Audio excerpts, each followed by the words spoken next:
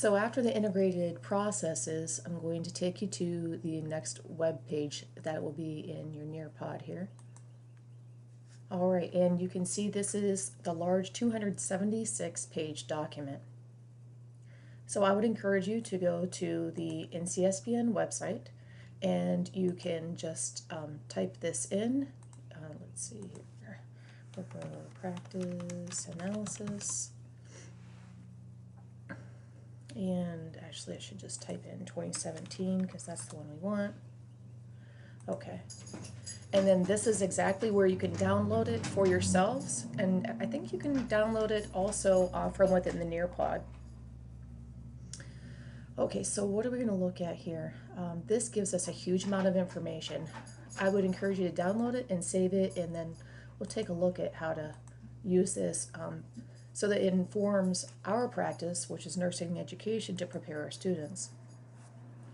It gives a nice background of the study, and again, this information is based on research, so we can take a little look at this. And it talks about how National Council and its responsibility to board members, everyone across the United States, does involve themselves in research.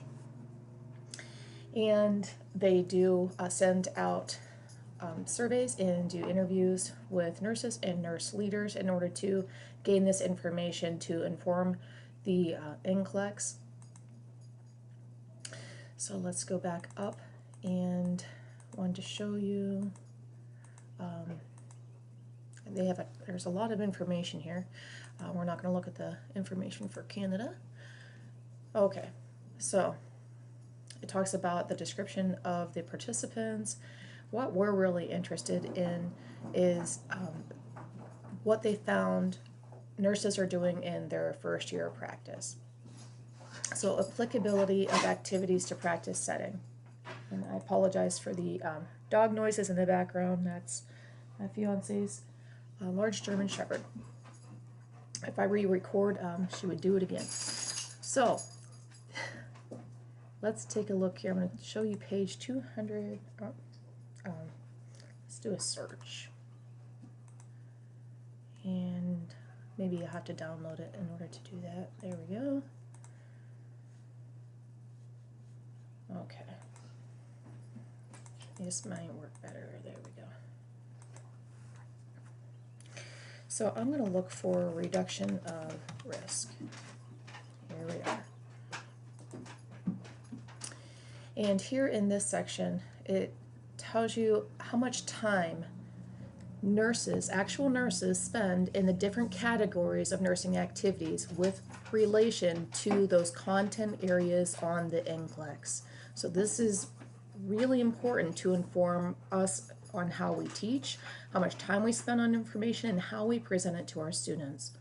So look in here, it says newly licensed RNs reported spending the greatest amount of time in management of care, 18%. So those are activities that are regarding leadership positions. Then the next largest was physiological adaptation or physical adaptation, 14%. Then pharmacological and parenteral therapies, 12%. Safety and infection control is next at 12%. And then basic care and comfort at 12%. The least amount of time was reportedly spent on psychosocial integrity, 10%. And then health promotion and maintenance was 11%. And reduction of risk, 11%. Pardon me, reduction of risk potential. So then they compare this to the previous study. So compared to the 2014 study, there were only very slight variations in time spent for almost all categories of activities. Now, however, the 2014 study compared to the previous study showed larger differences, which again, that was the increase in the management of care.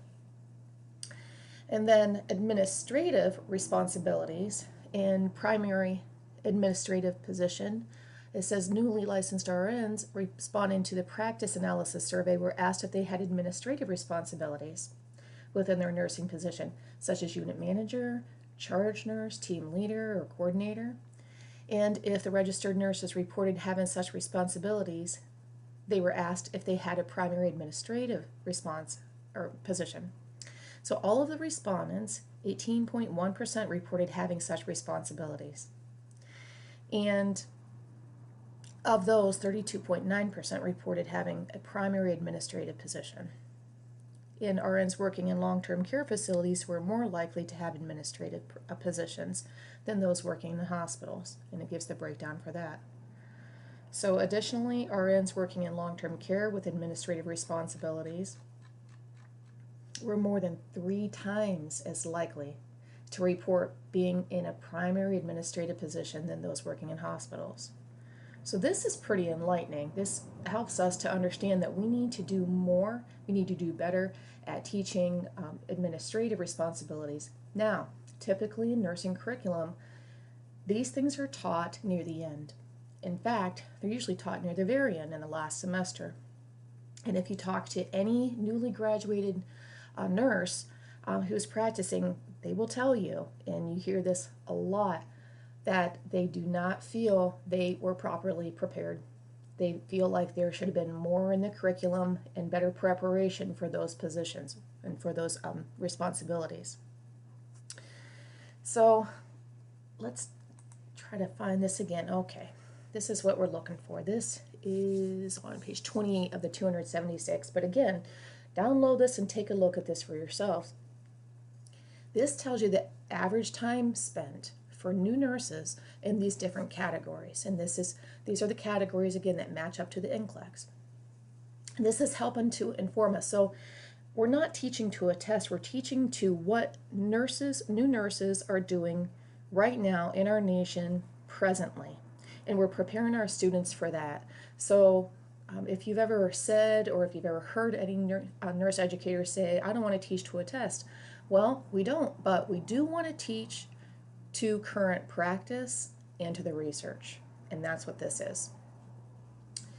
So the category of activities, and it breaks down all of these too. So what does this mean? Pharmacological and parenteral therapies. Just so you know, that doesn't just include medications, it includes things like total parenteral nutrition and blood products and central venous access. But for pharm and parenteral therapies, you can see here in 2017 the average hours were 4.55, and this is all broken down. And then reduction of risk, 4.53, and then physiological adaptation, 5.49.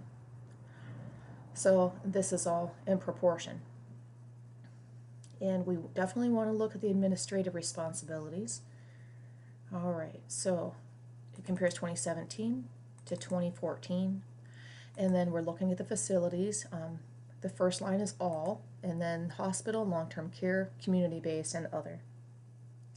And you can see here that they do have more administrative responsibilities in long-term care than they do in the hospitals. However, it is pretty high overall as far as administrative responsibilities in all categories.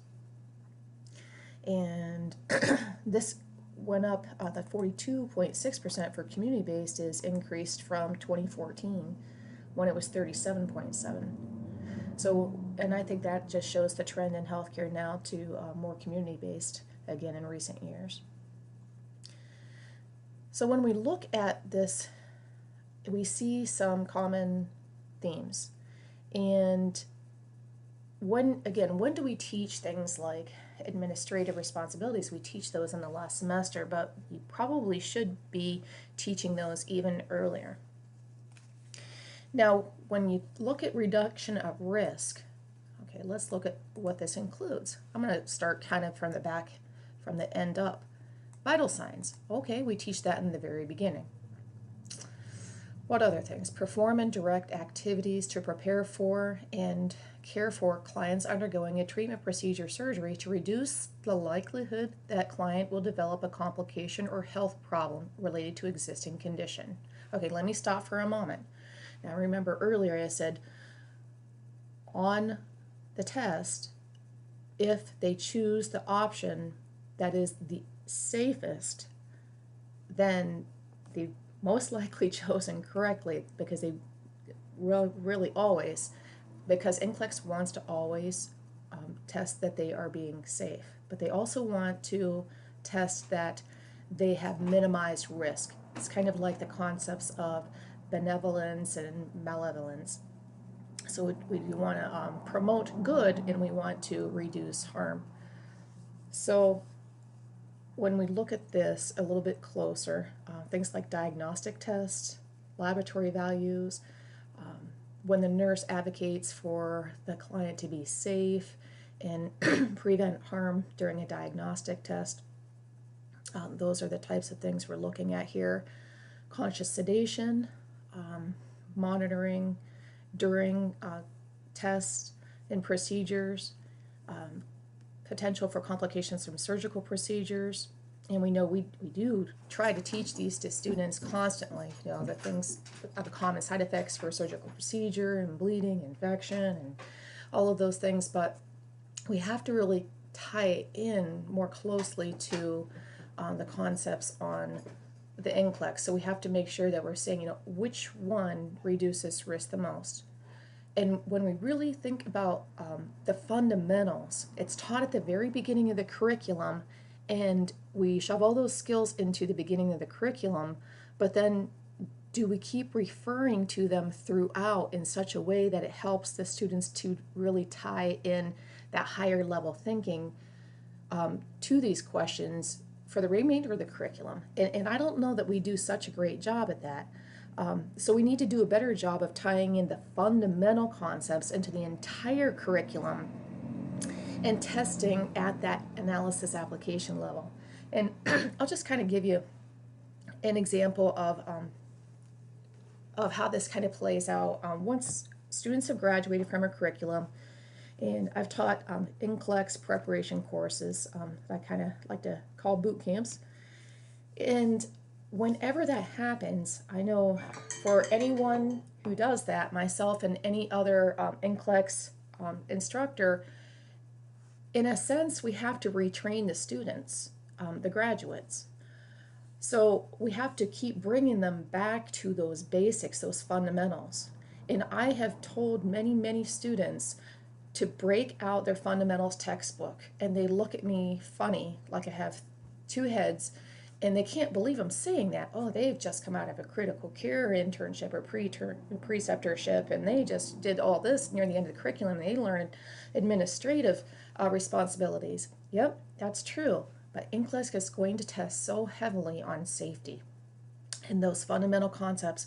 And if they are not current on those, if they don't have those completely down pat, then we are really doing them a disservice. So I tell them, break out your fundamentals textbook, and I want you to go through and make sure that you have memorized all of the vital signs, what they are normal for an adult, for the pediatric age ranges. You have to have those completely memorized. But beyond that memorization, how does that play out with regard to these higher level thinking questions?